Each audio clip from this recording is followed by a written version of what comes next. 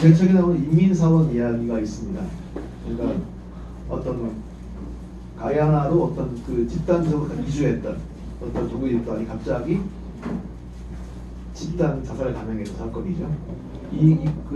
약 900명이 죽었는데 그때 이제 그 현장을 찍은 사진이에요. 전부 다 약을 먹거나 총을 맞았는데 어쨌건 이 집단의 뭐 수장이라 할 짐 존스, 이 사람은 되게 뭐랄까 괜찮은 사람이었어요.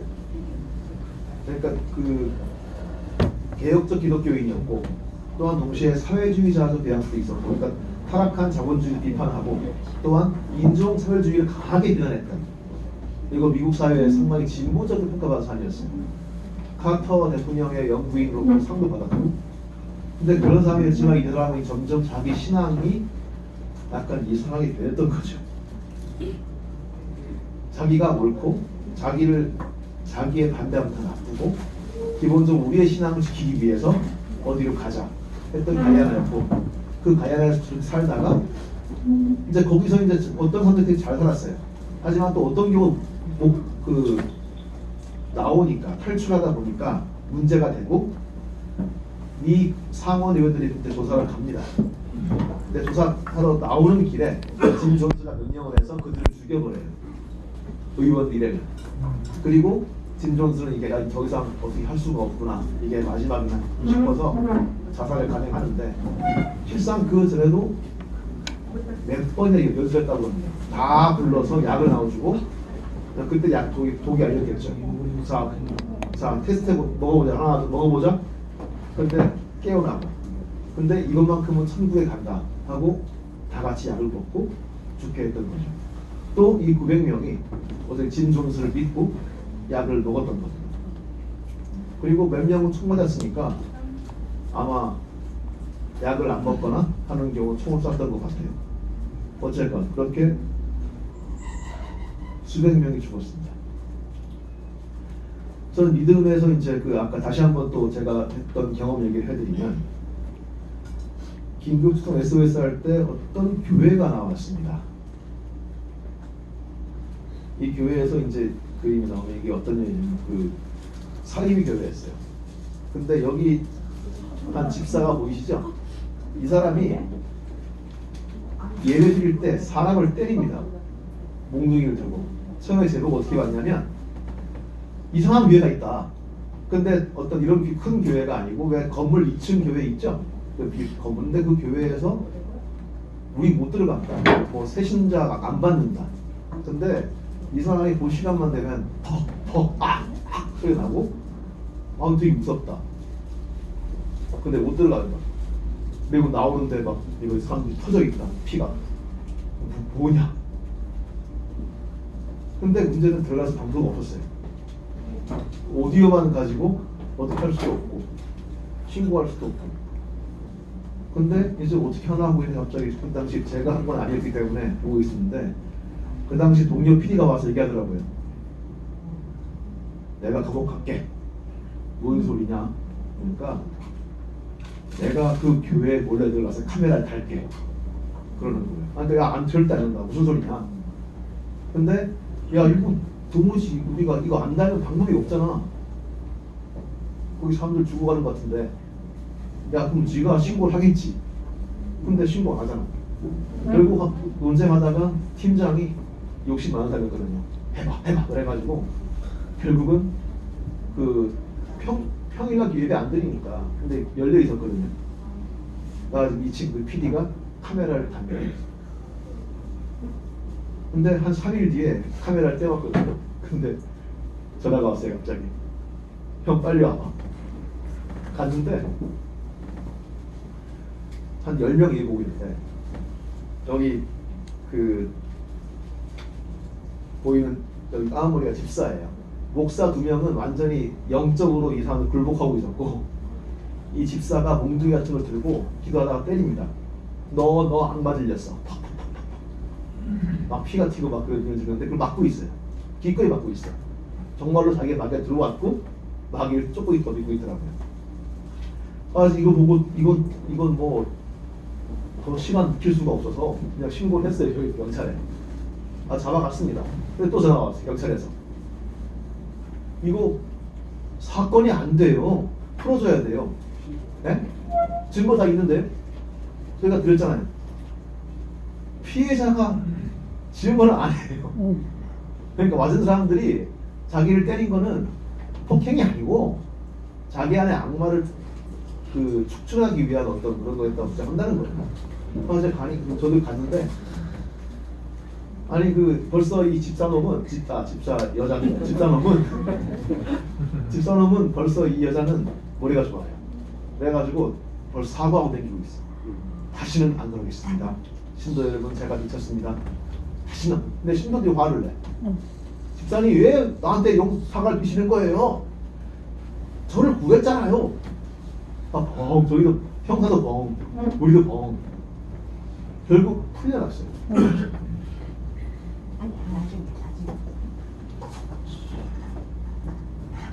결국은 풀려났고, 근데 그로부터 한 달 뒤에 결국 그 안에서 사람이 죽었습니다. 목사 부인이 밟혀 죽었어요. 그 집사님께. 그리고 그 죽은 자리를 갖다가 그러니까 부활한다는 믿음으로 시신을 갖다가 안 치우는 바람에 그 시신이 있던 자리가 그러니까 까맣게 돼 있더라고요. 썩은 불이 보여서. 제가 이제 현장에서 촬영하면서 되게 지금도 가끔 그 꿈에 나오는데. 그러니까 참 그 사람들은 그걸 인정 안 했던 거예요. 믿음으로 죽었는데 부활할 것이다. 그리고 내가 만든 거는 아프지만 이거는 악마가 아픈 것이다 라고 믿었던 것이고, 결국은 목사 자기 마누라가 죽었는데 그 목사는 그 시신 앞에서 부활을 합창하고 있었던 거죠. 근데 이 이야기 들으면서 전부 다 미친놈도 그러실 거예요. 근데 그 교회에서 봤던 사람들, 그 양반들 아주 평범한 일상 사람들이었습니다. 직장인도 있었고요. 제 기억에 의사도 있었어요. 대기업 직원도 있었고 그냥 보통 사람들이었습니다. 단지 그들의 믿음이 문제였을 뿐이죠. 어느 한 지점에서 그 강도가 심했을 뿐입니다. 저는 기본적으로 사람을 잘 믿는 편입니다. 또 어떤 사람도 어떤 가능성이 있다고 생각하는 편이에요. 근데 하지만 동시에 역으로 저는 사람을 안 믿게 됐습니다. 무슨 말인가 하면 어떤 사람의 주장이든 뭐든 간에 그걸 전면적으로 내가 수용을 하고 열렬하게 활약하는 거, 옳소 뭐 이런 거, 전 이상한 거기에부터 되게 이 본능적인, 그래서 제가 이를테면 빠들을 되게 싫어하는데 어떤 그런 모습에 대해서 생각이 거부감 되는 겁니다. 누구를 갖다가 열렬하게 의심을 받는 거, 그분 말씀이 맞아 하는 거에 대해서 있어가지고 거의 생리적으로 본능적으로 거부하게 됐어요. 근데 따지고 보면 역사라는 거는 그런 광신과 신념의 어떤 광신이냐 신념 그 경계라는 것은 되게 애매하죠, 그죠?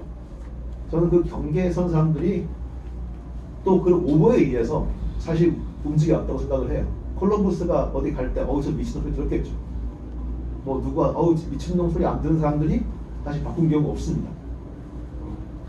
하지만 또 독주에 무언가를 목숨 바친 사람들이 목숨 바칠 만큼 각오에 충만하고 신념 넘치는 분들이 있었기 때문에 사실 발전을 하는 것도 맞죠. 동시에 가장 많은 피를 흘린 것도 신념이었겠죠. 책에 나온 이야기로 이건 뭐 그렇게 피 흘린 이 아니겠습니다만, 여기 이제 그 그림이죠. 이전에 그대로 있으니까 귀신이 보내 난리치지, 이 XX에 한번 펴는 건 장면이 이게 그 당시 장면이었어요.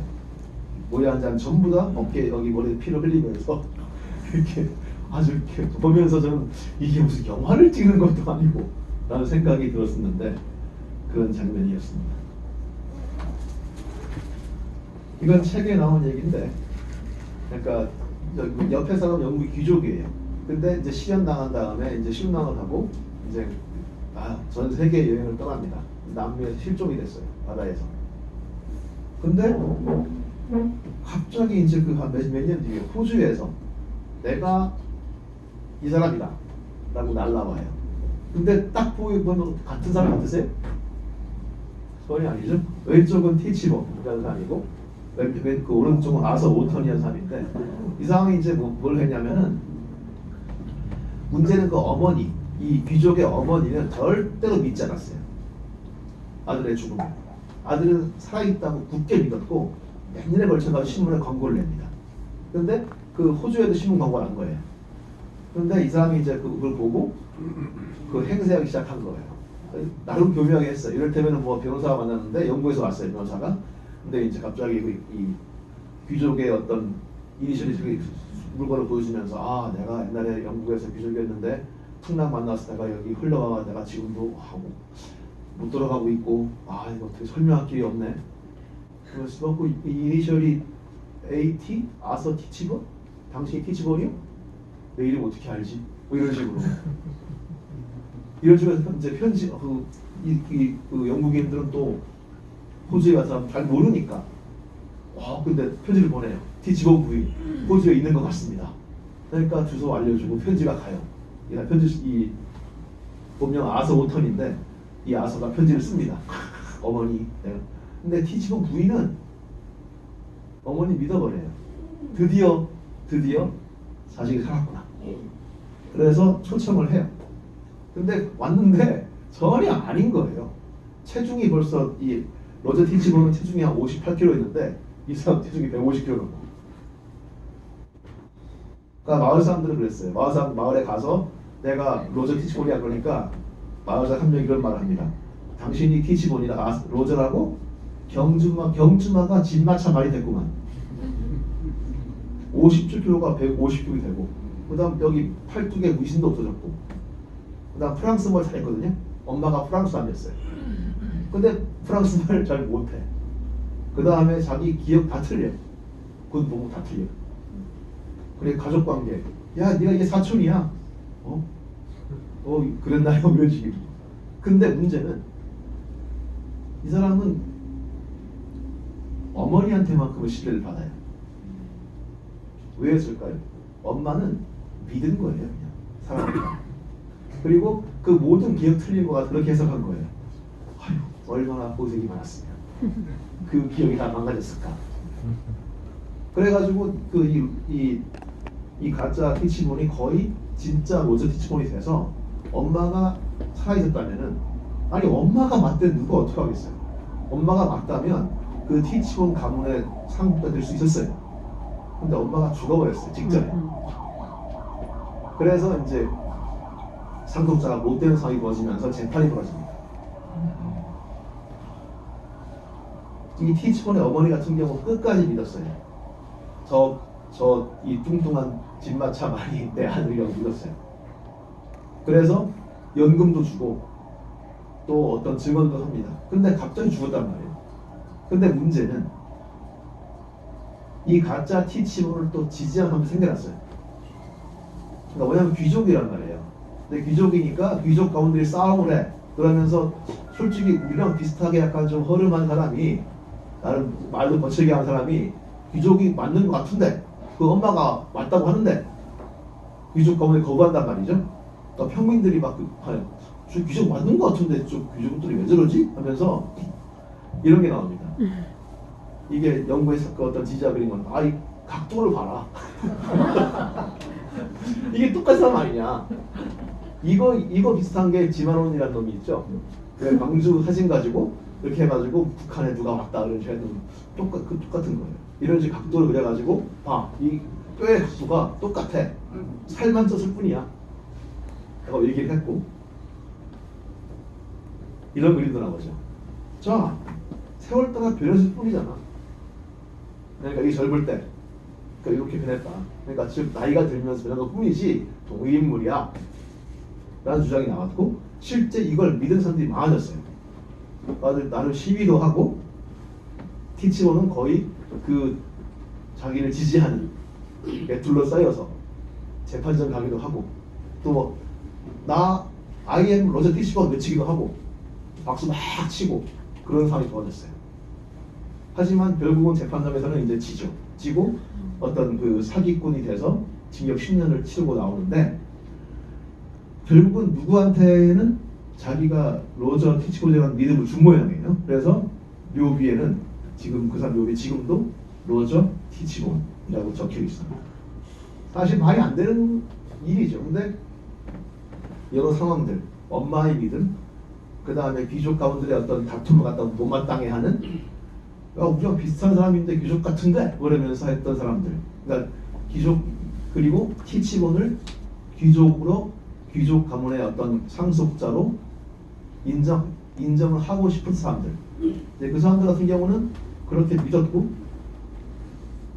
그 믿음이 실제로 이제 굳어져 가지고 이 사람 죽은 뒤에 그 묘비의 이름을 새긴다 만다로 싸웠거든요. 근데 끝내 거기서 이겨서 결국 그 새기게 됐어요. 근데 저는 여기서 회의 없는 믿음이란 거, 그러니까 이게 참 갈수록, 저는 사실 진실이라는 걸 되게 개인적으로 안 믿습니다. 무슨 말인가? 진실이라는 거는 기본적으로 사실이 전제가 안 되면, 그러니까 진실은 믿는 게 아니고 사실을 통해서 구성되는 건데, 이게 안 되면 사실은 참 힘들거든요. 그러니까 어머니 같은 경우, 이 티치본의 어머니 같은 경우는 결국은 자기가 믿어버림으로써 그 모든 회의를 물리칩니다. 프랑스 말 못해? 까먹은 거겠지. 고생 많다고. 체중이 100kg 늘었다고? 아니, 호주에서 고기 먹고 그럴 수도 있지. 그 다음에 문신 없었어? 내 기억에 문신이 없는 것 같아. 그러면서 결국 이 어머니는 가짜 아들을 진짜 아들을 믿었고 그렇게 알고 죽었어요.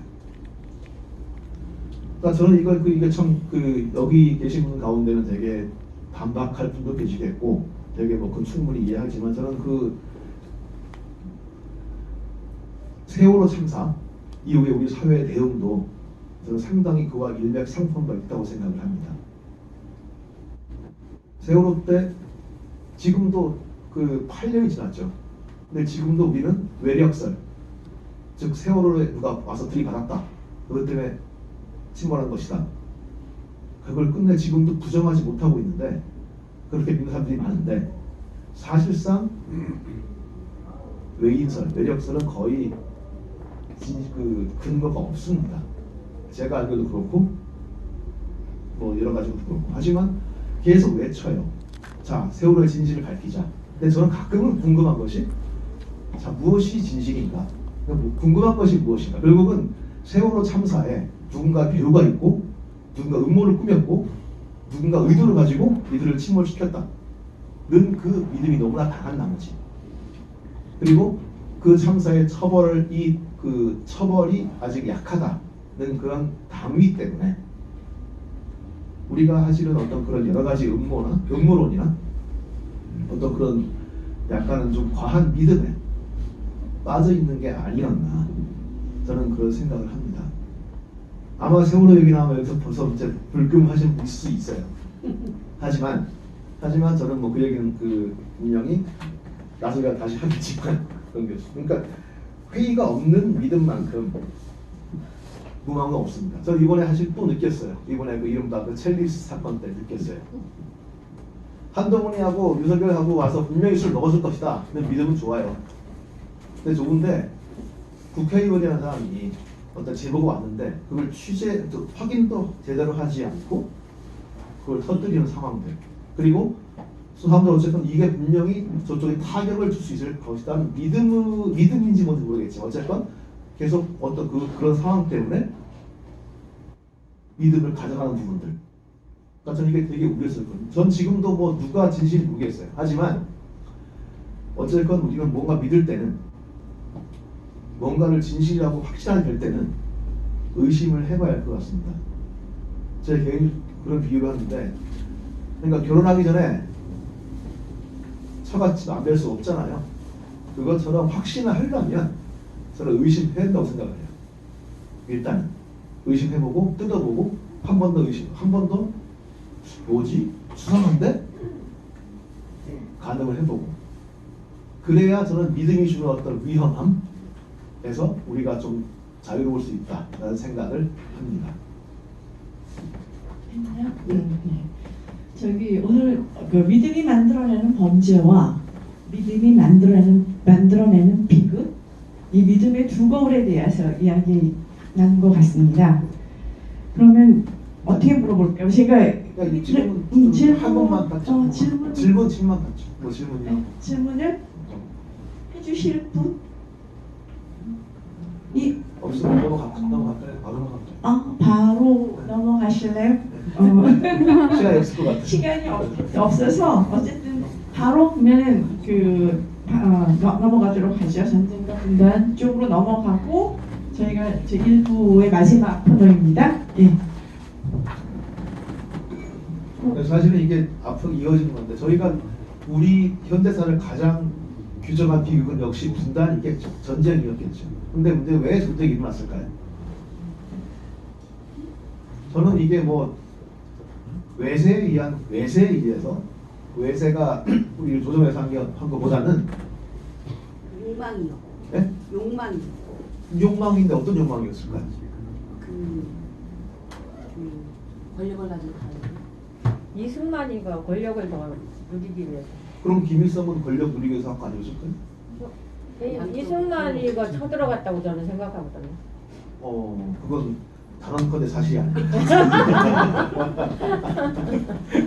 그건 이미 다 밝혀졌죠. 이를테면 그 김일성하고 박헌영이 소련 찾아가서 스탈린 앞에서 재롱을 떨면서 우리가 할 수 있습니다라고 한 기록이 이미 다 공개됐고요. 소련에서 비밀문 다 넘겼습니다. 그 문서를 다 넘겼고 적어도 그 김일성, 박헌영이나 그 북한 정권이 무력으로 남한을 치겠다는 거는 1년 동안 계속 졸랐고 스탈린은 처음엔 되게 거부하다가 소련이 핵을 개발한 다음에 그리고 중국이 넘어간 다음에는 한번 해봐 라고 허락을 했고 결국 북한이 남한을 공격한 건 그건 이미 어떤 학자도 부정 못하는 진실입니다.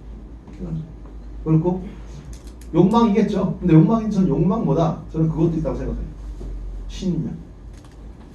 그러니까 결국은 우리가 옳고 우리가 우리 방식대로 통일을 해야 하고 우리 식대로 조국을 건설해야 한다. 이 양반이 그 김규식이라는 양반입니다. 약간 오해가 있는 게 미 군정이 이승만을 먼저 등에 업고 뭐 했다 말을 많이 하지 않습니까? 근데 이승만을 갖다가 마지막에 선택하게 되지만 사실은 미 군정은 이승만을 되게 처음에 싫어했어요. 김구도 마찬가지고 이승만을 울트라 라이트라고 얘기했습니다. 극우라고 봤고 너무나 좀 거칠고 좀 안 맞다라고 생각을 했고 실상은 미 군정은 이 김규식 정도를 갖다가 대한민국의 어떤 그 키우려고 했었어요. 또 좌우학 중도파를 좀 세워야 되겠다. 그 얘기했었고 또 김규식은 좌우 합작 운동한 사람이고 여운형이 중도 좌파라면 이 양반 중도 우파죠. 실제 평가도 괜찮았어요. 그러니까 미 군정 이제 소장 이야기인데 진짜로 헌신적인 사람들은 극소수에 불과하며 그 명단에 제일 위에 있는 사람은 김규식이다 이렇게 평가를 하고 있는데 근데 이분이 그런 얘기했죠. 이분도 중도 우파죠. 그리고 상해 임정 출신이고 공산주의를 기록 좋아하지 않아요. 근데 강원령 목사라고 한국의 원로 목사님이 젊었을 때 이제 물어본 게 있어요. 김규식한테. 이제 김규식이 되게 이제 혐오감을 드러내서 반공을 드러내니까 강원령이 물어봐요. 아니 그 좌우합작 한다면서 그렇게 알갱이 시험 어떡합니까? 얘기하니까 이런 말이에요. 김규식이. 러시아는 참 선량하다. 근데 레닌이 집권한 다음에 엄청 죽였다. 그런데 한국 사람들은 러시아와는 비교한 되게 잔인하다. 한국에서 저 쟤들 잡으면 한국은 큰일 난다. 이게 뭐 개인적인 의견일 수 있어요. 근데 제가 해서 키워드는 그겁니다. 한국 사람들 잔인하다. 김규식이 어떤 근거로 또 어떤 뜻에서 했는지 모르겠지만 결과적으로 공산주의자든 또 그 반대 이른바 자유민주주의자든 그 잔인함은 엄청났습니다. 근데 그 잔인함이 왜 나왔을까요? 정말로 제가 한번 흉가 체험한 적이 있었어요. 그러니까 여름 남양 특집으로 흉가 체험할 때 전국에 흉가가 참 많거든요. 근데 귀신도 유통기한이 있습니다. 무슨 말씀인가 하면 한일합방 전 귀신은 없어요. 뭐 병자호랑 귀신 없습니다. 이미 얘기해봐야 사람들이 안 무서워해요. 근데 6.25 때 귀신 사람들이 무서워합니다. 그래서 흉가들마다 6.25 때 얘기가 되게 많아요. 한 번은 이제 그 경산에 안경 공장이 있다고 해서 갔어요. 폐 공장이 있다고 해서 갔어요. 그 귀신 많이 나온다고. 근데 가니까 공장이 헐리고 큰 뭐 건물 섰더라고요. 없어지고 흉가. 어떡하지? 촬영할 게 없네. 근데 밤에 갔거든요. 근데 그 옆에 무슨 뭐 위령비가 이렇게 위령 플래카드 걸려 있고 그 이 벼랑 밑에 불이 있고 철창이 있더라고요. 분위기가 싸해요. 근데 철창 밑에 이렇게 패여 있어서 기어 들어갈 수 있었습니다. 그러니까 기어 들어갔어요 그 안에. 근데 그게 경산 코발트 광산이라는 곳이었는데 6.25 때 거기서 그러니까 대구는 인민군들이 못 내려온 곳이죠. 근데 그 낙동강 방어전을 치르는 가운데 대구를 사수하라고 전투가 벌어지는 가운데 대구의 좌익들을 갖다가 그 마을 노인들의 표현에 빌리면 트럭들의 사람들을 가득 싣고 끝도 없이 왔는데 나갔던 인차였답니다. 거기서 그 광산에서 얼마를 죽였는지도 몰라요. 그냥 차곡차곡 죽여서 묻었고 저는 그때 그 들어갔다가 그때 좀 이제 수습이 시작된 갑자기 그 해골들을 전 봤었어요. 그러니까 영화에서 나오는 왜 반지의 제왕 나오는 해골 바가지 무더기 있죠. 저는 그런 느낌이 들었어요. 갑자기 제 앞에 해골 바가지 쌓여 있는 거예요. 뼈들이. 제가 제가 가끔 대답하는데 그럴 때 들어보니까 하나는 거의 두개골이 아이 두개골이었어요. 그러니까 거의 남녀 옷을 다 죽였던 거였어요. 그때 이제 학생들 같이 간 그 체험단이 덜덜 떨면서 이거 누구냐고 누가 이랬냐고 저 북한서 이런 거예요? 그러니까 아니 북한 여기 안 들어왔어. 그 누가 죽였어요? 글쎄다. 우리가 죽였다. 근데 제 말은 그게 남한만이 아니라 북한 또한 그 북한의 공산당들도 적어도 그만큼 잔인했고 문제는 이거죠. 우리는 정의롭고 쟤들은 척결되겠다. 그 마음으로 사실은 잔인했던 거거든요. 영화 1987 나왔던 경찰 김윤석이 연기했던 이 모델은 박처원 치안감이었습니다.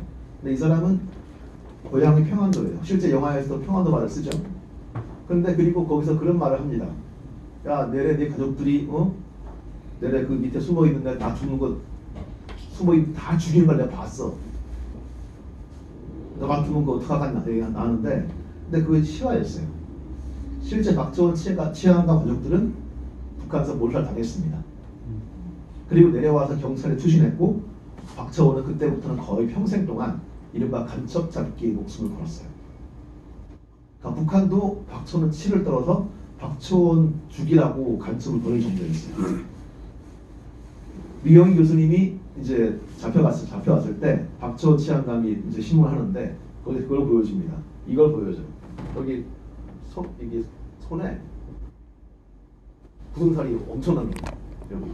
이거 뭐냐고 그러니까 너 같은 빨갱이들 조선국민들하고 볼펜 쓴다고 된 거다. 당신도 난 죽었어. 이렇게 협박한 거죠. 근데 어쨌건 그 사람 또한 어쨌건 그 북한에서 그런 참상을 겪어온 사람이란 말이죠. 그 참극을 겪어온 사람들이 또 어떻게 했냐? 똑같이 했죠. 서북 청년단. 이 사람들은 기독교인들이 많았죠. 이 사람들은 제주도에서 죽창으로 사람을 찌르면서 하나님! 하고 찔렀어요. 근데 이 사람들은 그게 당연했어요. 왜? 빨갱이는 악마거든. 악마를 죽이는데 뭐가 문제가 되겠어. 그리고 마찬가지로 박처원 가족을 죽인 사람들은 뭐였겠어요? 반동이거든.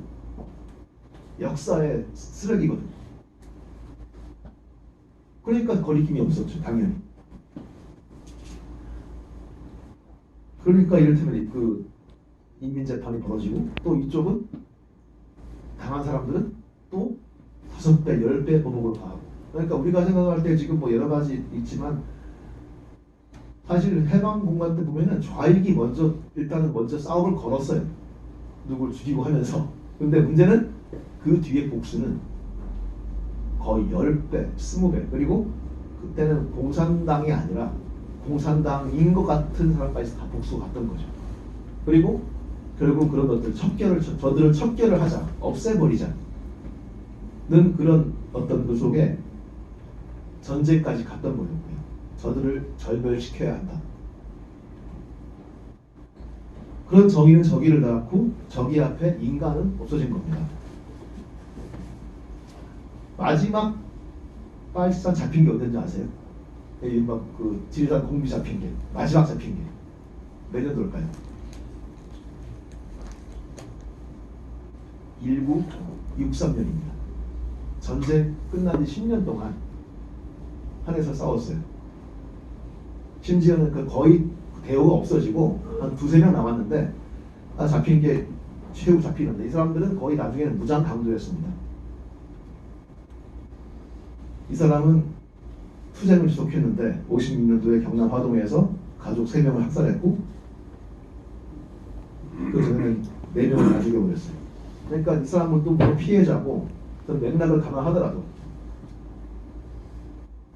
결국은 살인 강도였던 건 맞죠. 여기는 진보적인 여기 이 양반 누구죠? 한상현 목사님인가?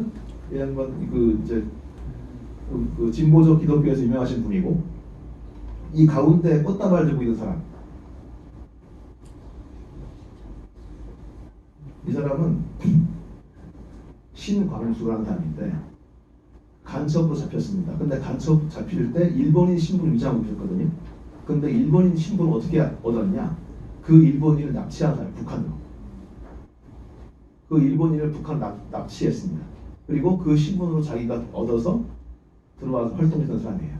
근데 그 일본인 외에도 일본인 몇 명을 납치해갔어요, 북한으로. 그리고 그 가운데는 여중생도 있었습니다. 그냥 갑자기 길을 가다가 갑자기 모르겠어요. 북한이 난 지금도 이해가 안 되는 건 제1교포만이 갔을 텐데 왜 굳이 일본인들 납치를 모르겠는데 뭐 신광수 같은 경우는 그 신분을 얻기 위해서 했을 수도 있겠지만 어쨌건 그 여중생은 그냥 갑자기 길을 가다가 배에 실려서 캄캄한 바닥에서 벽을 긁으면서 울다가 끌려가서 거기서 죽었어요. 북한에서 살다가. 이 신광수는 이제 남한에서 간첩 체포된 다음에 장기수 이른바 양심수로서 나와서 이렇게 잘 환영을 받았고 2000년 그 장기수 송환 때 북한에 갑니다. 그리고 나이가 지금 90몇 살인데 아직은 죽었단 말이 없는데 지금도 일본 경찰은 수배 중입니다. 이 사람도 그러니까 뭐 이렇게 환영받았듯이 신념의 강자일 수 있어요.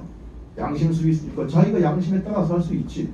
자기 혁명이 자기는 옳은 것이고 근데 그 혁명을 위해서 여중생의 인생은 자기가 신분을 위장했던 그 중국집 주방장의 인생은 개의치 않았던 거죠. 그 신념 때문에.